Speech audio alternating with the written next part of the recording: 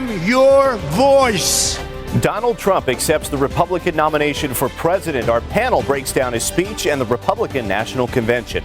Plus, the Senate race is heating up. The groups targeted by Joe Heck and Catherine Cortez Masto during events in Las Vegas this week. This is a huge responsibility, not only as an undocumented person, but as a Nevadan. First and foremost, I want to represent our state. And one of the keynote speakers at next week's DNC tells us what to expect. From 8 News Now, this is Politics Now with Steve Sebelius and Patrick Walker. Well, if you were watching it, Donald Trump gave the longest speech in decades at the RNC on Thursday, declaring himself the law and order candidate. Thanks for joining us. I'm Patrick Walker. Steve Sebelius is on assignment at the conventions. In a speech that had a rather dark tone, Trump ticked off the violence he says that he'll be solving. The crime and violence that today afflicts our nation will soon, and I mean very soon, come to an end. Beginning on January 20th of 2017, safety will be restored. In the spotlight, Trump remained on the attack the entire time, calling Clinton a puppet whose string is pulled by her donors, and he continued to keep the call on to some of the country.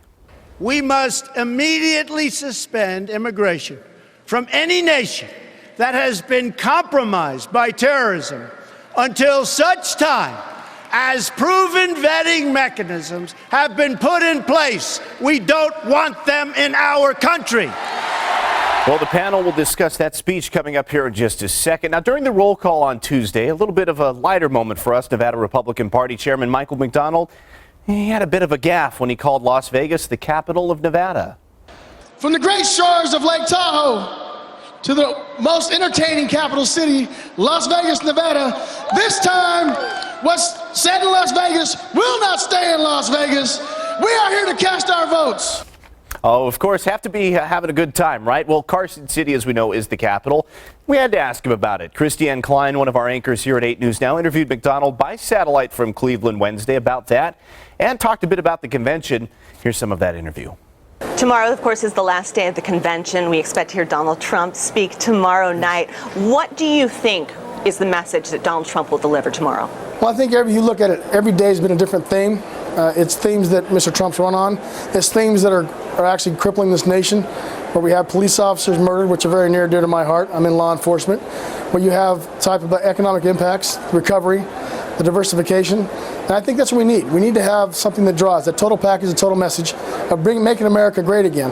And each individual person in their front rooms knows personally to themselves what makes America great.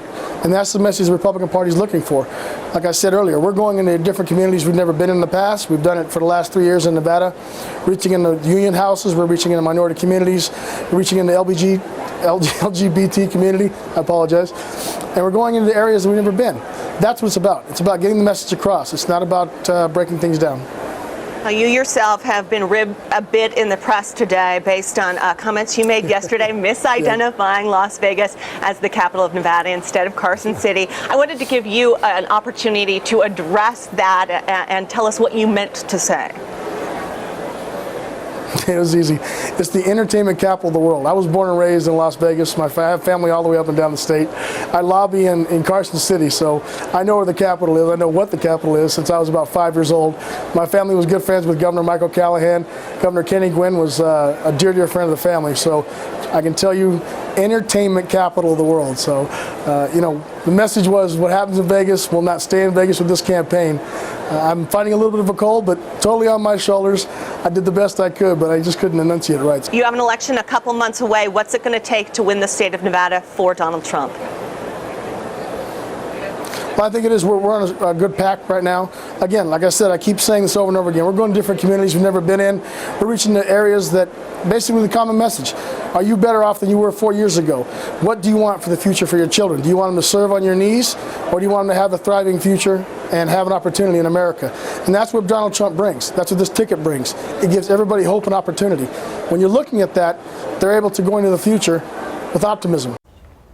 All right, well, who hasn't had that slip of the tongue, right? We brought in our expert panel to talk about the Republican National Convention and all of the speeches we heard, of course, from the right, KXNT Talk Radio host Alan Stock, and from the left, Battleborn Progress Executive Director Annette Magnus. So I think first off, where we want to start, just kind of your quick 20, 30-second reactions. Annette, I'll start with you, to Donald Trump's speech last night, or Thursday night, rather. Well, it all runs together. Yeah, it does run together. You know, when I was watching the speech, I was a little horrified, I'm not going to lie. There was a lot of negativity in it, and there was a lot of scare tactics in it. And I just think overall it's the wrong message for America right now. We don't need to be scaring people to vote. We need to be encouraging them to vote. And I just think Donald Trump went about it the entirely wrong way. What did you think about the speech, Alan? I thought it was an honest speech. I think there's a new paradigm now for the Republican Party, and that is to tell the truth and be honest about what's going on, not play games, not try to be people on both sides of the aisle, you know, try to be this, little that. And he's saying this is what we've got to do. He told the truth. He told about the crime in America, told about what's going on internationally. He gave the statistics on it, and they're correct. They tried to fact check him, and they know that they're correct. So, you know, I think it was a great speech. Let's talk a little bit about it. Of course, there's a lot of buildup when you talk about these speeches. So all week long, some prominent Nevadans had a part in that. Dana White, Phil Ruffin were speaking at the RNC. I want to play a clip real quick to Dana White and what he had to say. I think that sense of loyalty and commitment will translate into how he will run this country. And let's be honest, folks, we need somebody who believes in this country, we need somebody who's proud of this country, and who will fight for this country. All right, so how do these speakers help Nevada voters? I'll start with you, Alan, and help other voters across the country. Well, for Dana White, he's appealing to a certain demo. A lot of millennials, and of course, a lot of millennials got involved in the Bernie Sanders campaign as well. So you see both parties kind of fighting for millennials as well, those who choose to go out and vote. So I think he's appealing to that.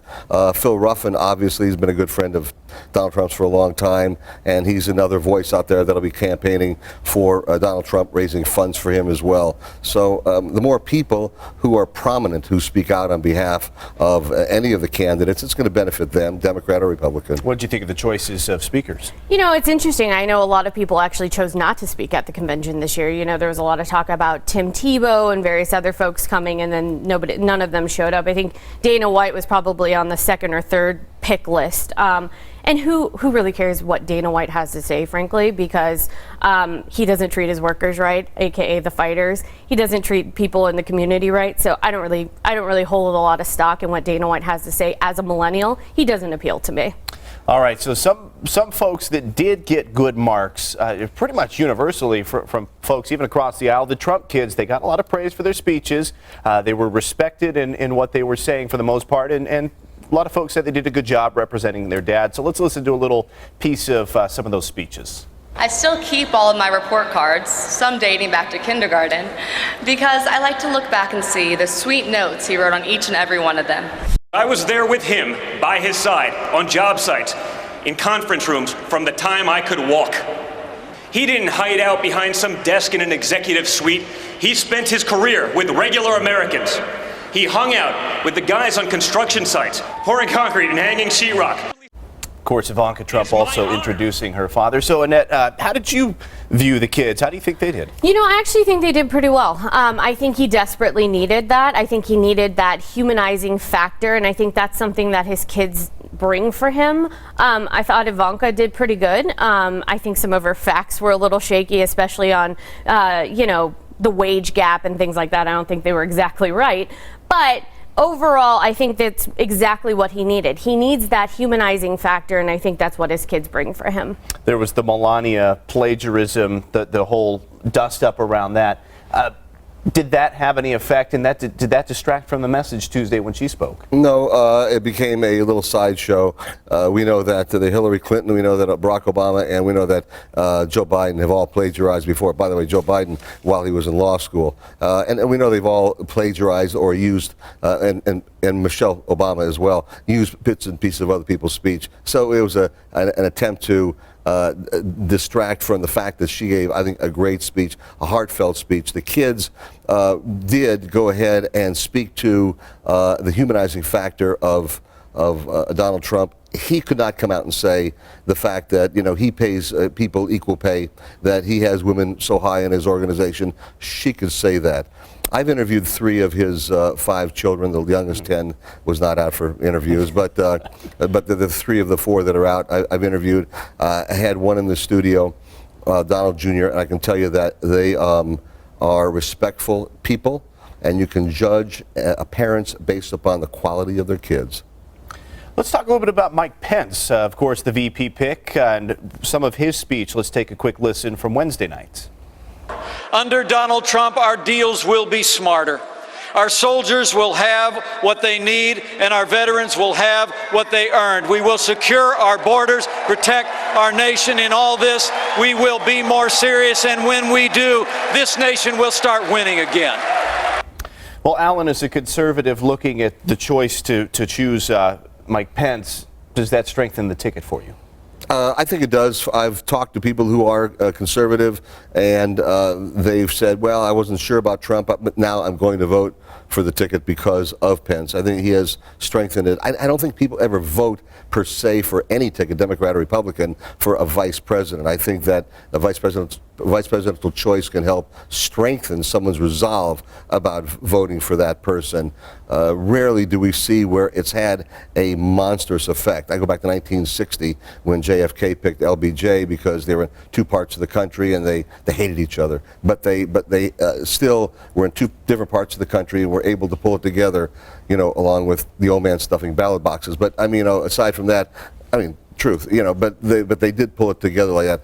Generally, people do not, though, vote for a ticket for a vice president. What do you think about the choice? I have a very visceral reaction to Mike Pence. I from my time at Planned Parenthood when I worked there, this man attacks women on a regular basis. He was the leader of the religious freedom bill, aka discriminating against LGBTQI people based on your religious beliefs and being able to go after them for those things. And so I just have no time for Mike Pence. I think he is an awful politician, and I think he just makes my case with Donald Trump is that they're out of touch with real Americans. They don't understand the issues that we care about, and they don't understand that women are going to be a key factor in this election, and we're going to decide this thing, and having Mike Pence on the ticket does not help Donald Trump with women. I don't think that Donald Trump picked Mike Pence for you personally or your folks You're on right, your he side. didn't pick him for no, me. Absolutely not. That's without a doubt. But he did pick him for people who are more or borderline. I've got to get this in real quick. I've got about 15 seconds. So just yes or no, the New York Times saying that Brian Sandoval, our governor, being vetted possibly or thought of as VP. Do you think you would have accepted it? His name came up and they said, we're not going to offer it to him because he was not on board with with the Trump ticket to begin with. Would he have accepted it? I think he probably would have. You think he would have? Brian Sandoval doesn't want to have anything to do with this chaos, this circus. If they can't run a convention, how are they going to run the country? I don't think he wants to have anything to do with that. Annette Magnus, Alan Stock, thank you both for coming in with us this morning. Thank you. All right, well, gearing up for Philadelphia. I think that you saw Senator Sanders and Secretary Clinton come together and work on the platform together and come up with some compromises. Nevada's Democratic Party chairwoman and one of the local convention speakers tell us what to expect at the DNC. Next. Paul Johnson, Christiane Klein, wrapping up your day. Weekdays on 8 News Now at 4, the Valley's news leader. How does Tobin Dodge celebrate being the #1 Dodge dealership in the world? By giving you our absolute best offers. Hey, it's shop at Tobin Dodge Superstore, and the summer clearance is going on now. Get a new Charger and Challenger for one low payment. Lease both for a total of only $297 per month. Clearance prices are clearly tagged on every new Dodge and Ram, so you can see your savings immediately. So that's a Charger and Challenger for a total of only $297 per month. That's Tobin Dodge in the Valley Auto Mall, #1 for a reason. We've been working hard to keep energy costs low. How low? We've lowered our rates 3 times in the last year. We also offer programs and services that help you lower your bill. And we won't stop looking for more ways to go even lower. Why? Because we're Nevadans, and we're customers too. Should I keep going? Hello? Tire Works for the full range of services, including $25 off any routine maintenance service. Tire Works AC Special for just $29.95. Tire Works Brake Special just $69.95. Tire Works. I'm attorney Glenn Lerner. Make one call, that's all, to 877-1500, and I'll make sure you get every dollar you deserve. 877-1500. I'm Alan Yarbrough, sales manager, Jim Marsh Kia. Jim Marsh Kia's expansion sale is going on right now. Jim Marsh Kia has over 400 new Kias to choose from, and we need to make room for our new showroom. Get a new Kia for only $99 per month. Jim Marsh Kia is the #1 Kia dealer in Nevada, and the reason is we can sell for less. Jim Marsh Kia has so many new Kias to choose from that we are stacking them deep and selling them cheap. And remember, if you don't drive here, you can't save here. Welcome back to Politics Now. Well, now that the Republican convention is over, the Democrats are picking up theirs Monday in Philadelphia. The Nevada Democratic Party is still working on uniting after what you remember is a bitter state convention back in April when state chairwoman Roberta Lang received death threats after the fact. I sat down and talked with her about what to expect coming up in Philly. Nevada's delegation going in this next week into the convention. Are we seeing some unification? What's that going to look like? Well, look, we have worked very hard to bring unity to the party and to our delegation. The Hillary campaign has reached out to the Bernie delegates and tried to bring them into the fold. And we had a unity picnic on a barbecue at Chris Giuliani's house with Senator Sagerblum. And we had the congressman who was the first supporter of Bernie Sanders came to that picnic. He talked to everybody. We are confident going into the convention that we'll have some sense of unity. I just think that we have to remember that for the Sanders delegates, I'm sure they're going through a grieving process. They were all worked really hard for their candidate. But when Bernie Sanders said he endorsed Hillary Clinton, that kind of turned the key. And so I hope and I believe that when we get to the convention that we will have a unified delegation. When you look at what happened on the Republican floor, nothing too major, some minor disruptions today, actually some disruptions outside. Are you concerned at all about any disruptions in Philadelphia? Well, look, there's a lot of talk. But I know that the DNC is doing everything that they can to make sure we have a safe and secure convention for all the delegates and the alternates and the guests that will be in town. Well, Nevada appears to be maintaining the first in the West status for 2020, at least when you look at either side, really. How big of a role does Nevada play, really, in the process of the DNC coming up next week? Look, I think we play a big role in the DNC. We're a battleground state. And as you mentioned, we are the first in the West Caucus. We're an early state. You know, we have Senator Harry Reid, and there have been lots of conversations with the DNC, and we are going to work hard to maintain that status going into 2020. It is paramount to us, for us. Talk to me a little bit about how the convention next week is going to be different from what we're seeing from the Republicans this week in Cleveland. Well, I think that you saw Senator Sanders and Secretary Clinton come together and work on the platform together and come up with some compromises in that. Look, we're going to have the most progressive platform we have ever had. And I think it shows their dedication of working together and unifying so that we can help build up the Democratic Party. So I think that's some of the things you'll see different. I mean, we're gonna have substantive discussion, like in the debates when the Democrats were having substantive discussion and they were all fighting. We're going to continue to have that substantive discussion, and I think you'll see that in our speakers. We're excited, as you know, Astrid Silva will be there at the convention. She'll be speaking on Monday night, and I think that is great. Well, much like the Republican convention, several prominent Nevadans will be speaking at the DNC. Senator Harry Reid on the list, congressional candidate Ruben Kihuen, State Senator Pat Spearman. They'll all be taking the stage through the days, although they are not exactly lined up as to which days they'll be speaking. And they'll also be joining immigration activist Astrid Silva and Carla Ortiz, who are the faces of the Dreamer movement. We had a chance to catch up with Astrid Silva to talk to her about her speech.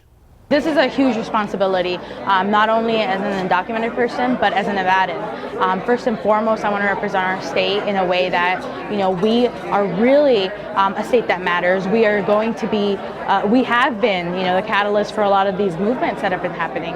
And so I want to make sure that what I'm saying is going to be reflective of what's happening not only in our state, but in our communities.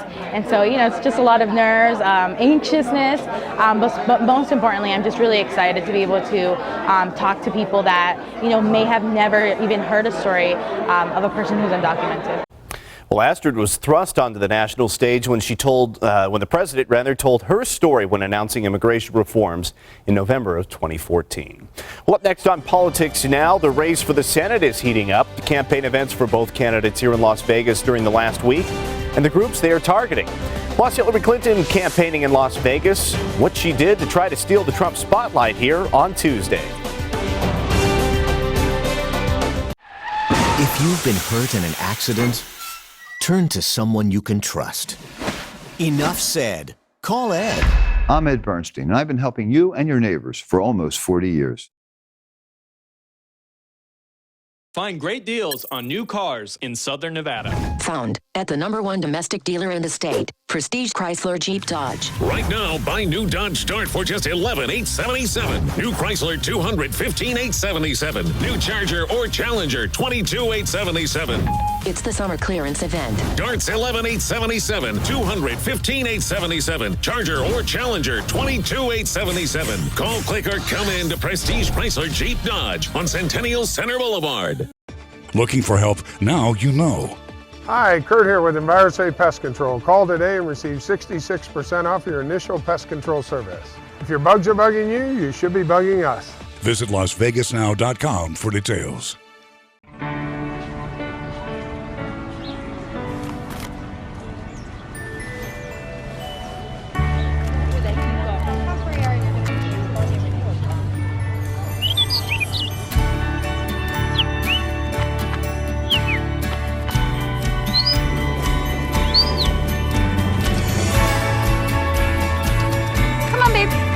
Let's get a swirl. It's a government program to fast-track work visas, but is it a little too fast? People coming in and essentially buying green cards. 8 News Now examines the risks and rewards as the newest strip casino puts the program to the test. Tomorrow on 8 News Now at 11. 8 News Now, your local election headquarters. I'm Evan Onstott covering all the action live from Philadelphia at the Democratic National Convention. All this week on 8 News Now, the Valley's news leader. You're watching Politics Now. Welcome back. This is The Race Now, where we recap the big local political stories of the week. And this week, of course, plenty of campaigning here in Las Vegas. Presumptive Democratic presidential nominee Hillary Clinton holding 2 different union rallies in Las Vegas Tuesday. The first was a labor union convention, followed by a rally at the Culinary Union training headquarters here in Las Vegas. She endorsed Democratic congressional candidate Ruben Kihuen, then vowed to win in November. With your help, we're going to win this state. We're going to win the election in November, and then we're going to go on and work to make the future what it should be. Thank you all so much. And current Republican Congressman and Senate candidate Joe Heck held a town hall type rally with Hispanics in politics this week. Democratic group protesters lined up outside and asked some questions inside. One heated exchange happened when Heck was asked about immigration. I have always said that I believe that any child who was brought here through no fault of their own and whose only country that they know is the United States and who's graduated from a high school here in the United States should have a path to citizenship. What I said was it should not be done by presidential edict. It should be done by Congress. It should be done through law. Right? So no. This is not a debate. No. Please, okay? Well, his opponent in that Senate race is Democrat and former Nevada Attorney General Catherine Cortez Masto. On Wednesday, she protested along with those same union members Clinton spoke with on Tuesday. The protest was in front of the Trump Towers on the Strip, which has not yet worked out a deal with its employees in their newly formed union.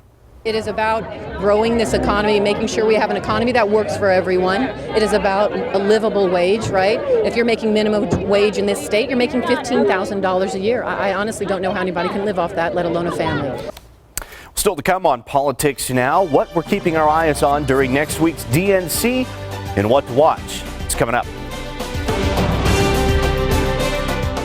Tobin Fiat gives you great deals. #1 in really Hot Wheels. Tobin Fiat Alfa Romeo, who has been named #1 in the nation, is also #1 for summer savings. Right now, take a flat 10 grand off hot new 500Ls. Even take a flat 7 grand off new Fiat 500X and 8 grand off 500s. The hottest new cars are at the nation's hottest Fiat dealership. Rush to Tobin Fiat today. Tobin Fiat at Sahara and Jones. 8 News Now is teaming up with Project 150 to stock Betty's Boutique, a donation drive to help the Valley's homeless students. You can drop off school supplies, clothing, or even snacks at 8 News Now or our Community Pride partners. For a complete list of items needed and drop-off locations, visit LasVegasNow.com. Sponsored by Power 8 News Now Community Pride Partners, NV Energy, Findlay Automotive Group, the Greater Las Vegas Association of Realtors, and Southwest Medical Associates. He once let the Rat Pack perform at his birthday party. The casinos, they take markers from him. His cement shoes are Gucci. He is the most interesting man in Las Vegas. I don't always eat Italian, but when I do, I eat at Casa de Amore, Vegas, the way it used to be. Stay hungry, my friend.